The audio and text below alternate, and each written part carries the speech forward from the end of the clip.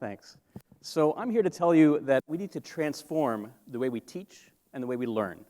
We need to infuse our teaching and our learning with a spirit of exploration. We need to figure out how to do that at planetary scale, and I'm here to tell you that we can use technology to make that happen. But before I tell you all that, I want to talk a little bit about how I ended up caring about this, how I ended up doing this. My academic history is as a geologist and astrobiologist. I study the history of the Earth, the history of life and environment on Earth, what makes the Earth habitable, and the prospects for inhabited worlds beyond our own.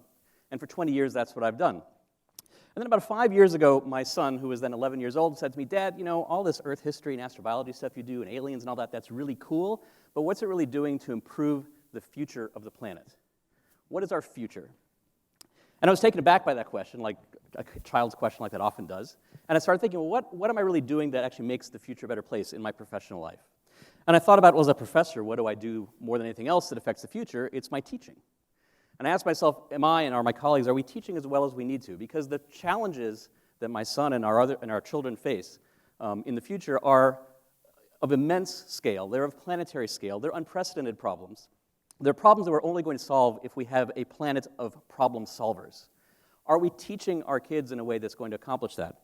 And I decided, no, we aren't really doing that very well, and we aren't taking advantage of technology to do that as well as we could. And so I started doing a number of things that led to the creation of a center, the Center for Education Through Exploration, where we're trying to do just that, figure out how we can use technology to improve the way we educate at planetary scale. So the focus of that center is, the mantra for that center is as follows. We want to transform learning from mastery of what is known to exploration of the unknown. I want to unpack that just a little bit. What do I mean by mastery of what's known? If we were to go outside and ask the average person, what's education all about? What's learning all about? Odds are that very high on the list of things that they would say is, well, it's about knowing a lot of stuff. It's about mastering a lot of facts, a lot of things that we already know. And that's very true. That is part of it. And for most of human history, that, in fact, was the essence of what it meant to be a learned person. My father was a very smart man, a very learned man, and what did that mean? Among other things, it meant that when we had arguments at the dinner table, he had facts at his command that could just, pound any argument I might make. So that was a mark of being an educated, learned person. But today, the world is changing. We have information at our fingertips. Today, when we have arguments around the dinner table, my kids pull out this thing, and they have all the facts at their command, far more than my father ever had. And so more and more, education and learning aren't so much about mastering facts, they're about learning how to work with facts. Instead of fact masters, what we need to produce are more and more kids and adults who are explorers, who are able to make use of information, able to tell good information from bad, and use that to navigate the unknown future. This has always been necessary, but it's becoming more and more necessary. We need to produce people who can ask questions, solve problems, innovate and persist, not simply who know vocabulary and rules and equations. And I don't mean to imply that vocabulary and rules and equations aren't important. They are, but they become less and less important compared to the ability to make use of all that stuff. Now, it should be easy to teach this way because we're all born as explorers. All of us, every one of us, learn most of the important things in our life, our day-to-day lives, by exploring, by trial and error. We learned by doing. And yet somehow, when we get into formal education, that bright-eyed baby becomes this guy. And there's a whole bunch of reasons for that, but fundamentally, the way we try to engage in teaching, the way we do our teaching, especially at large scale, especially at the college level, is too passive and too much like this. So that guy may have shown up in class with all the enthusiasm of that baby, but after 15 weeks of 3 hours of this kind of thing, no matter how brilliant the lecturer was, after 15 weeks, you're ready to be done. And you're probably interested in learning about something else other than whatever that subject was. So we know how to solve this problem. Any of you who are parents of inquisitive kids, or parents who've nurtured inquisitiveness in their kids, knows how to do this. You learn by doing, right? That parent there teaching that child how to solve a puzzle is teaching in a very different way than a lecture mode of teaching. The child is exploring. The child is figuring things out by trial and error. The parent is there as a tutor, as a guide, not as a lecturer telling the child what to do. So we know how to do this. We know how to do this at small scale. The challenge is, how do we do this at massive scale? And this is not any kind of new thing, right? So we all know this as parents. There's a lot of research now that shows that what's called active learning is far superior to lecture-type learning. And this is ancient wisdom. Confucius said, I hear and I forget, I see and I remember, I do and I understand. There's nothing new in any of this. The challenge that we have that's new is how do we do this at massive scale? So I'm here to tell you that technology is a large part of the solution. And you may say, what? How is technology a part of the solution for teaching better at scale? Because this is the face of what we call online education today. Right? You open up your computer, you've got your learning management system, everything nice and tidily arranged. You've got slides that are basically your PowerPoint slides from a lecture. You have a nice little video clip of the lecturer. It does have the virtue that you can pause it and go get a cup of coffee, go to the bathroom and come back. But other than that, there's zero advantage over the lecture. Essentially what we're doing right now in online education, for the most part, is we're taking that not very effective mode of lecture teaching and we're virtualizing it. And so we end up with a not very effective mode of online education. And this is not to say that online education is bad. A lot of it can be very good. And of course, it's better than no education for sure.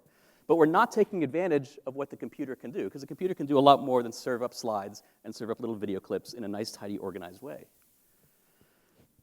So how's the solution? Well, I would assert to you that we are in the black and white silent movie stage of the use of mass communication technology for education. We're the equivalent of 100 years ago putting a movie camera in front of a stage like this, filming it and saying, I've made a movie.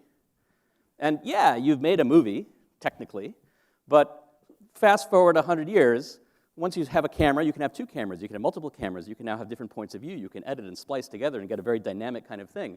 You can go outside the theater, you can into more realistic locations, you can go outdoors, you can create special effects, you can do all sorts of things that the movie industry has figured out how to do. The movie industry has mastered the medium so that now we can have something like The Martian, which is dramatic storytelling, no different than that theatrical play, but in a way that transports you to a completely different realm and context, a completely different mindset, gives you an experience you could never have had in the theater, and does it at massive scale across the whole planet. The art of narrative storytelling has exploded in the last 100 years. It's a massive industry now compared to what it used to be with theatrical productions, because the technology has been mastered for the goal of dramatic storytelling. Same thing has happened with video games. Many of you in the room may remember Pong, right? I remember as a little kid sitting in my parents' living room playing Pong, right? And so in our lifetimes, video games have gone from Pong to something like Halo, and the Halo was already not the state of the art, right? Immersive, dramatic, narrative-driven games that have a lot of the qualities of movies, but with the interactivity and addictiveness, frankly, of the kind of interactivity that you have in video games. They've evolved dramatically. The medium has been mastered, right? To the point that movies and video games are now converging. So we don't do anything like this in education for the most part, right? Because we're taking baby steps. We're at the very beginning of this. So let me give you a sense of what we're trying to do in our center. And we're taking baby steps because we're just at the early stage of this. So here is a fantastic educational experience. This is a river trip down the Grand Canyon. It's run every year by Carl Karlstrom, who's, you can see here, maybe right here. So he's probably the greatest living Grand Canyon geologist. Every year he takes about a dozen advanced undergraduates and graduate students down the Grand Canyon, 2-week river trip. Fantastic learning experience that almost nobody on the planet will ever have. Most people will never even go to the rim of the Grand Canyon, let alone go on a river trip down it from a master geologist learning about the history of the canyon and what it's all about. So as an example, can we take an experience like that and can we virtualize it in a way that is far more gripping and engaging than just taking a bunch of photographs and a bunch of text and some video clips? And so we did that. We've done a lot of experiments and woven together a lot of technology to produce things like this, experiences like this that you'll see a video of here in a second, I hope. Yes, you will. So a 360-degree spherical environment with high-resolution imagery, with lots of media layered in. Here's a little video clip of going down the river, but we have a lot more media than just that. I love this. These are gigapixel images. This is about 1,000 megapixel images stitched together that allows you to go across the canyon in great detail from one side to the other. And we didn't just do this for one location. We actually went on that 2-week river trip with some technology. And so we have a dozen or so locations, and you can hop to any one of those and tour along the Grand Canyon. We've done a whole bunch of these. We've done a good 20 of these in different stages of production now. These virtual field trips, vft.asu.edu if you want to play with them, that have taught us a lot about what you can and cannot do with this. We're also now playing with virtual reality to take you to places that no human has ever gone before, essentially. In this case, a virtual field trip into the cell, working with a technology partner called Smart Sparrow. So here you're diving into a cell in a VR system, and you can see the cell structures. Everything is rendered as realistically as we possibly can with as much detail as we can load into the technology. And we actually have interactive learning experiences built around this, where you have a game-like sort of thing where you go around having to figure out how to make the cell work, and you learn by doing how cell metabolism, how cell structure actually works. So we've built these sort of things, and what we've learned through all that is they're really cool, but they're not quite what needs to happen yet. So if I were to put you in the bottom of the Grand Canyon, first you'd look around and say, wow, this is really cool. And then about 10 minutes later, it's like, okay, where am I getting my lunch? How am I going to get out of here? What am I supposed to do while I'm here? Right? You need a guide, right? It's not enough just to have the gee-whizzy experience. You need a guide. And so we've turned to games as the guide. And what do I mean by that? Well, there's a lot of research that shows that digital games can be very useful for learning. And why is that? What's going on with digital games?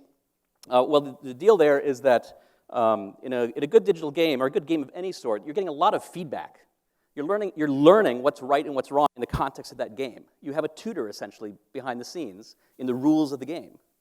In a digital game, the rules can get very complex. And so we want to be able to master that for education. Instead of a digital game that's teaching you how to shoot aliens, effectively, we want digital games that actually teach you something interesting. So I'm going to walk you through some very quick snippets here from a project called Infiniscope that NASA has funded us to work on, where we're trying to teach both authentic science content, but also the process of science, which is the process of exploration in a structured way. So in Infiniscope, in this small worlds activity in Infiniscope, we're trying to teach students where are the small worlds in the solar system, the asteroids, the Kuiper Belt objects, the near-Earth objects. So we're teaching solar system structure. And in order to do that, the students have to learn, not by being told, but implicitly, they have to learn something called Kepler's law, which is that objects further away in the solar system move more slowly than objects that are closer to the sun in the solar system. So the students, and to make it a little more game-like, a game also has a goal, a motivation, so we borrowed geocaching, except instead of geocaching, we have astrocaches hidden on these small worlds. You've got to find your astrocaches on these small worlds. That's your motivation. What you do, though, you go through this exploration process. First, you observe. Here you're in the middle of the solar system where the sun is looking out. And I don't know if you can see this, but you see the little dots skirting along here? Those are the planets. Those are the wandering stars. Planet in Greek is wandering star. That's where the word comes from. So those are the planets, and the ones that are moving faster are closer, and the ones that are slower are further away. But the student doesn't know that at first. You find out by trial and error, by having this godlike view where you can pick up a test object and place it wherever you want in the solar system, and see what speed it moves at compared to the object whose location you're trying to identify. So here we've placed that object, and you can see this, the tracking object, and the test object and the object you're trying to track, and you compare their speeds, and through trial and error, you learn this rule, and you figure out where these different kinds of objects are. You get a lot of adaptive feedback. So here, in this case, these guys are moving at very different speeds. This test object was not placed at a very good location, and you get feedback that tells you, this is kind of giving away the game in this feedback, but we have all sorts of layered feedback that helps us coach the student, the learner, the player, to success and learning along the way what's going on. And we throw in authentic data as a reward. So at the end, when you've found one of these objects, then you get to zoom in at very high resolution. This is the highest resolution data that we have of Pluto, and you get to zoom around there to try to find your astrocache, which is hidden somewhere on Pluto. And so the student has to do this. This is aimed at middle schoolers. So the middle schoolers have to do this for a good number of objects in order to succeed in the entire thing and collect all their astrocache coins that are hidden there, which then the teacher can figure out what to do with. So this is not the first digital learning game. I don't mean to say that this is the first one. And this is aimed at middle schoolers, so it's relatively simple. But what we've done here that is relatively new is we've taken a fairly sophisticated gaming engine and done this, and we've fed it through a website. So this doesn't require some big download. This can run on any web browser, because that's key to making this at scale, right? Because we want to reach everybody, or at least everyone who at least has a web browser, a device of some sort. And this is being built to run on iDevices as well. So go to infiniscope.education, and you can download this right now. We just made this public actually earlier this week. We had a nice press release you can find on the ASU website. So I want to bring this to a close. I want to bring up one other very important thing, perhaps the most important thing that happens when you start thinking about using digital technology for teaching and elevating the way we teach. And I want to do this by way of an analogy. So my daughter, my 13-year-old daughter, is a dancer. And when she goes to dance class and her dance teacher evaluates her dancing, What does she evaluate? She doesn't look to see, does my daughter finish the dance? I mean, she does look at that, but that's not the important thing. The important thing is to see how she moves, how she does the various dance moves. That's the evaluation. Now think about in education. When we evaluate students in education, what are we evaluating mostly? Well, did they finish the course? And did they get a particular grade? And I would assert to you that that's kind of analogous to, did my daughter finish the dance? If what we really care about are the skills of asking questions and solving problems and persistence and innovation, we should be evaluating those things. And yet, for the most part, we don't, certainly not directly. What does that have to do with teaching digitally? Well, a digital platform that lies behind a digital game like I just showed you is collecting very rich information about what the student is doing at every step along the way. There is deep information there about the way the student is thinking, the way the student is solving the problem, the hypothesis the student is forming, and so on and so on. And so the digital medium allows us to really transform, has the potential to allow us to really transform the way we assess learning, the way we evaluate the very thing that we're evaluating when we evaluate students. And that's a potential that is completely untapped right now, and we're just starting to learn how to do it. But I think that's actually potentially the most profound part of transferring the way we teach into rich problem-solving activities online. And so I'll just close with this. So this isn't just a bunch of ideas. We have a whole course that we developed here at ASU a number of years ago called Habitable Worlds where we learned a lot of these principles along the way. So we implement a lot of these principles. And I could show you lots of data that shows that this kind of teaching is turning out to be effective. But I love this quote. And we get lots of quotes like this at the end of the course. I was able to open up my mind to topics that have always scared me, science and math, and I learned that I could enjoy it and that I was capable of doing it.